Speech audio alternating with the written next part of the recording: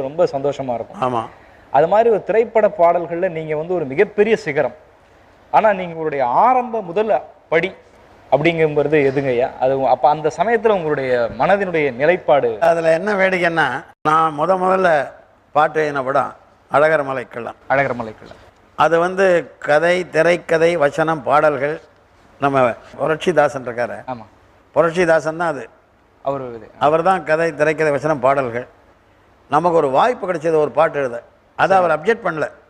அதுதான் சுசீலா பாடிய முதல் பாட்டு. ஆனால் என்ன வேடிக்கைன்னா, ரெக்கார்டில் தான் என் பேர் இருக்கும், ஸ்க்ரீனில் என் பேர் இருக்காது. ஓ, முதல் பாடல்ல இருக்காது. ஓஹோ. அவர் பேர் தான் இருக்கும். இப்போ அவர் கதை, திரைக்கதை, வசனம், பாடல்கள் ஒரே கார்டு தான் இருக்கும், புரட்சிதாசன். பட் என் பாட்டு இந்த ரெக்கார்டில் 78ல் ரெக்கார்டு இருந்தது, அதுல பேர் இருக்கும், அதில் தான் இருக்கும். திரையில் என் பேரை பார்க்குற வாய்ப்பு முதல் படத்துல இல்ல, கிடைக்கல.